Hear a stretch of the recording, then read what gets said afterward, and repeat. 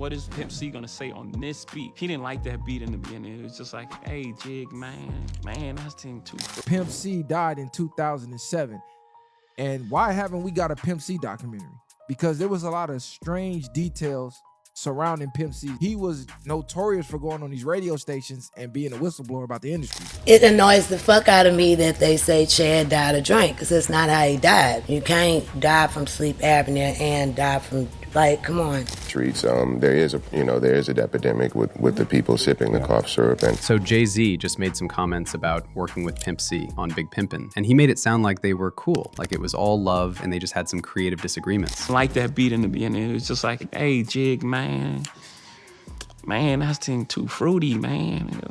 Like, he thought he was making like the biggest commercial, like, sellout record, and he took some convincing. He still did the song. We actually was really cool. So there goes Jay-Z rewriting history again, because we know for a fact him and Pimp were not cool, and I'll talk about that in a second. And here's what gets me. Jay does this all the time. When DMX passed, Jay tried to spin it like they were cool and X was just too competitive, but we know that's not how it went down. X literally came out and accused Jay of sabotaging his album release. Then X dies under sketchy circumstances, and all of a sudden Jay's out here painting this picture like they were friends. And now he's pulling the exact same move with Pimp C, except this time Pimp's family and close friends aren't having it. They're pushing back and saying not only did Pimp dislike Jay, but he might have been sitting on some information that could have seriously damaged Jay's career. Pimp's wife Chinara already said she doesn't believe he died from a lean OD like they claimed. And then Pimp's mother came out and said she's 100% convinced her son was poisoned. So what actually happened to Pimp C? And why is Jay-Z so desperate to rewrite history again? Let's get into it. And if you gay, that's cool, but be gay and come on out and be that.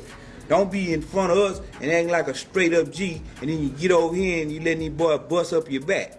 But you know, it gonna come to the light. Chad Butler, aka Pimp C, died almost 20 years ago, and we still don't know exactly what happened that day on December 4th, Jay-Z's birthday, when Pimp C was found dead in his room at the Mondrian Hotel in West Hollywood. Now, the official story is that Pimp passed away from an accidental OD of prescription cough syrup and other medications. According to the autopsy report, his death was ruled an accidental OD. Basically, they said Pimp was drinking lean and mixing it with other substances, and that caused his respiratory system to fail. However, the full autopsy report has never actually been released to the public. Instead, the LA County coroner released a statement saying Pimp's death was due to promethazine codeine effects and other unestablished factors. What's also interesting is that Ed Winter, assistant chief of the coroner's office, said at the time that levels of promethazine codeine in Pimp C's body were elevated, but not enough to cause an OD. But here's where it gets complicated. Pimp's wife Chinara later came out and said that Pimp had actually stopped taking all substances and was only smoking weed at that point. And she made it really clear she didn't believe he was drinking lean the day he died. Actually, me and Chad used to call that rehab.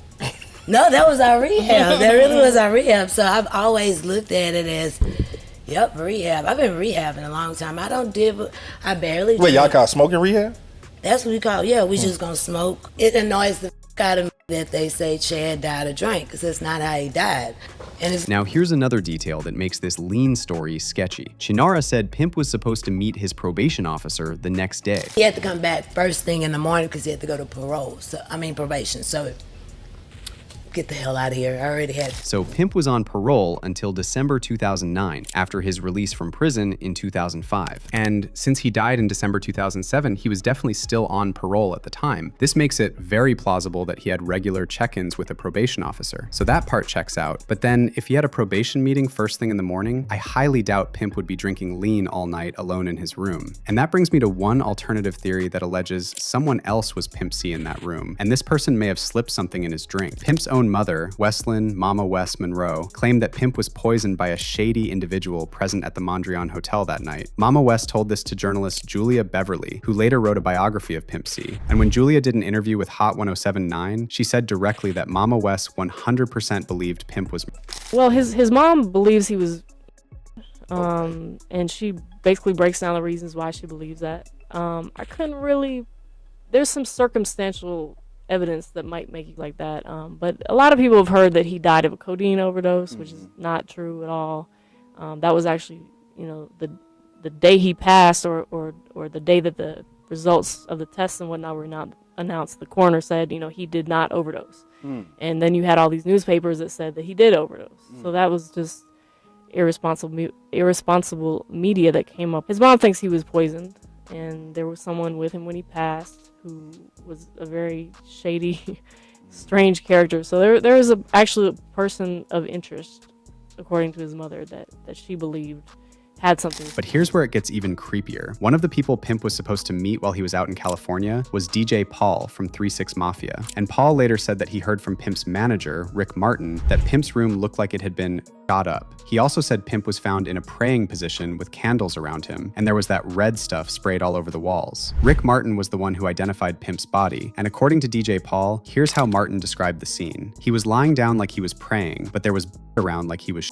They thought he was in the head, but they didn't know what the hell happened because there was everywhere. They thought he was kneeling down like he was praying, and the candles were all the way burnt down, so they knew he'd probably been dead for a day or so because he always lit those candles to sleep. So does that sound like someone who died from sleep apnea? This is honestly giving me some ritual sacrifice vibes with the position of his body and the candles. But who would want to sacrifice Pimp C? And what for? Well, you can probably guess already where I'm going with this. See, way before social media was even a thing, Pimp had built a reputation as the industry's unofficial whistleblower. He'd get on radio shows, talk with reporters on the street, and just start spilling all kinds of wild stuff about what was really going on behind the scenes in the industry. And apparently, one of the people who felt most threatened by that was Jay-Z. So now Jay is claiming that he and Pimp were cool once they met in person, but that's not really how it went down. Pimp's issue with Jay went way deeper than just creative disagreements. First of all, Pimp never respected Jay-Z, especially after Jay took those public shots at Tupac. Down south, loyalty to Pac ran deep, so that definitely didn't sit right with Pimp. According to UGK's then manager, Dame Dash tried to throw money at the problem and offered them $1 million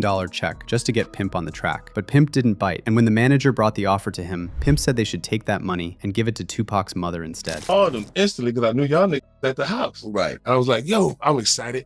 I got $1 million. This is it. Rockefeller's the shit. Ain't that's the shit. I called Pimp and these niggas fighting. So I calmed them down.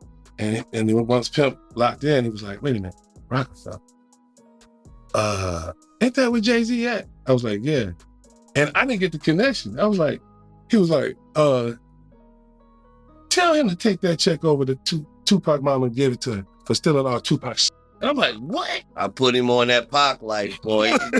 he went, once I let him hear that Tupac, he went on his mission for him. And while Pimp did eventually agree to do Big Pimpin', he and Jay were never cool like that. The tension was very real, and Bun B admitted it took some serious reverse psychology just to get Pimp even to consider the collab in the first place. And even after the track went platinum, Pimp still wasn't impressed. To him, it wasn't anything special. It was just business, plain and simple. Paid to be on Big Pimpin'. We didn't have that relationship. And to be honest, I don't think Pimp would have accepted a Jay-Z verse to be of equal value to him. So let's just break this bread and be done with it. Right. And to be honest, Pimp and Jay didn't really have a relationship in that sense. There was a lot of mutual respect, but Hov and I were always closer. Right. You know what I'm saying? I ended up getting a feature. You know what I'm saying? Yeah. But no, it was really just about, like, we worked very hard to get where we are, and we're successful now for being purely who we have always said we were, Riding Dirty. Most critically acclaimed album we ever released, gold album, not one music video. You know what I'm saying? And to get to that point and to possibly in his mind throw it all away, because this dude want to pay you some money to do a verse on a beat that you would never rap to, you know what I'm saying? It just seemed like a lot, and it took a lot to kind of bring him back around to the idea of being a part of it, to the point where I just like reverse psychology, like, don't do it then. Like, don't even worry about it. We ain't even gonna do it. I'm just telling me we ain't gonna do it, you don't wanna do it. You know what I'm saying? All right, Pee Wee, and I'm gonna do it. I mean, he was glad it worked out, but Big Pimpin' was not like in his top 10 UGK songs. Like, He didn't even want to do another one. Now, on top of all this, there have also been rumors floating around about Pimp C allegedly messing with Beyonce before Jay. Some industry insiders even claimed Pimp had a private tape of Beyonce that he was threatening to release. But honestly, I'm not sure if I believe that. I think there was another reason Jay saw Pimp as a threat. See, Pimp C was threatening the actual system Jay works for, and we all know which side Jay-Z is on and who he answers to. And those people don't like it when rappers like Pimp start start speaking out against the machine and fighting for smaller artists to get their fair share. And that's exactly what Pimp was doing. He was kind of doing the same thing as Prince, starting to go against the grain, speaking out against record labels, calling out the puppet masters. Radio has been killed. Every playlist is the same all over the country. It wasn't like that back then. You could fly on an airplane and go to different places. In every city you went to, they had a different song on the chart or heard anywhere else. And when you looked at the charts and looked at the different regions and saw what records was hot in the different regions, it'd be different records a lot of times at the #1 spot, depending on what was hot in that region. When these two companies bought up all the radio stations and started controlling all the playlists and started putting handcuffs and bracelets on the DJs, they stopped all that. So everywhere you go, you hear the same record playing, and they make them play it all day long. You might catch something in the mix show, but there's only a few hours in the day to be able to play the records. So the records you catching in the mix show is the records that the majors is trying to break. The independent dudes don't never get no play no more. So man, you know. And then Pimp took it even further and started talking about unionizing artists. And you know that's what the people who run the industry fear the most. Artists coming together and realizing who the real enemy is. I'm just trying to bring some more unity into this rap thing and squash all the BS, you know what I'm talking about, all the beef. If it ain't about no money, man, it really ain't about nothing. So what we trying to do is all come together and unionize at some stage in this game and stop these record company people from taking advantage of us, man. But that's really what's going on. They laugh at us when we go to war with each other. It ain't about no paper. And as long as we going to war, they gonna run the South and run the industry. So we got to get up off the beat. And that right there, that's what made Pimp C dangerous. Now, was Jay-Z directly involved in his death? I don't know, and I'm not gonna pretend I do. But what I do know is this: one of these men wanted to change the game and help artists get what they deserve. And the other one works for the higher-ups who exploit those same artists. You can draw your own conclusions from there. So let me know what you think in the comments, and I'll catch you in the next one.